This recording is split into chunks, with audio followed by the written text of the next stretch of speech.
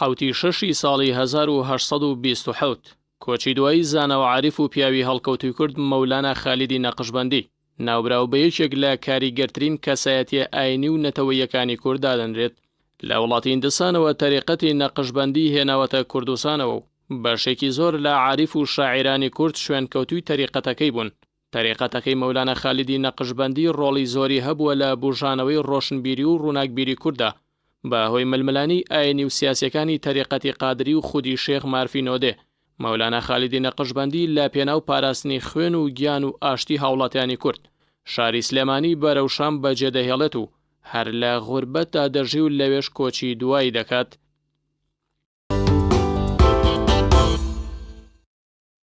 حوتی شەشی ساڵی 1942 لە دایکبوونی سەرکردەی 42 ساڵەی گەلی لیبیا موعەممەر قەزافی لە گوندێکی نزیک سرد ناوبراو سیاسی و شۆڕژگەڕێکی لیبیا بووە خاوەنی کتێبی سەوز بووە کە بەلای خۆی و شوێنکەوتوانیەوە بە کتێبێکی زۆر کاریگەردانراوە و وەک دەستوری لیبیا چاوی لێکراوە.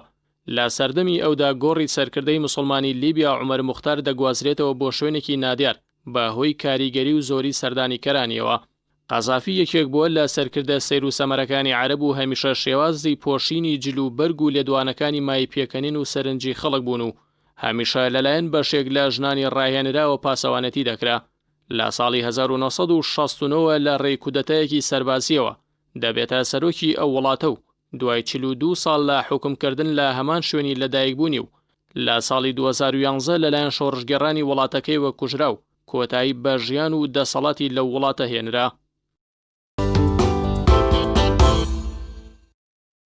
حوتی شەشی ساڵی 2006 کوژرانی ئەبوو موسعەبی زەرقاوی سەرکردە و نوێنەری دیاری ڕێکخراوی قاعیدە لە عێراق بەهۆی بردومانی شوێنی نیشتەجێبوون و بەشێک لە چەلاکیەکانی لەلایەن فڕۆکەی F-16 فایتنگ فالکۆنی ئەمریکیەوە.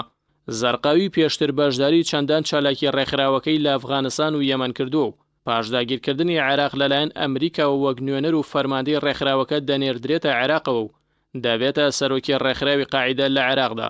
ئەبوو موسعەبی زەرقاوی ڕۆژەی 30 ساڵی 1966 لە گوندی زەرقای وڵاتی ئوردون لەدایک بووە.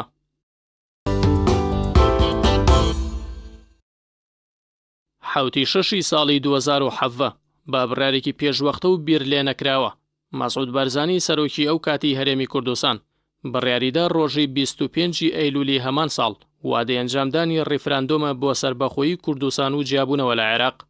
لە کاتێکدا ئەم بڕیارە پشبەستوو نەبوو بە بیرکردنەوە و ئامادەکاریکی کۆمەڵایەتی و سیاسی و ئابووری و دەیان سەرکردەی دڵسۆزی کورد هۆشیاری خراپتربوونی دۆخی کوردیاندا لە ئەنجامی ئەو ڕیفراندۆمەی کە هیچ بنەما و بناغەیەکی بۆدانەنرا و هێشتا ئاشتەوایی سیاسی نێوان حیزبەکان ناتۆتە دی. بەڵام سەرکردایەتی ئەو کاتی پارتی و بەشێک لە حیزبە بچووکەکان بوونە هۆی ئەوەی کە بەشێکی زۆری خاکی کوردستان و ناوچە جێناکۆکەکان بکەونەوە ژێر دەستی سوپای عێراقی و هێندەی تر ناکۆکی نێوان حیزبە کوردستانەکانی تونند کردەوە و سنوورە نێودەوڵەتیەکان و پەیوەندی دیبلۆماسیەکان لەگەڵ وڵاتانی جیان بۆ ماوەیەکی کاتی پچڕان و نەمان.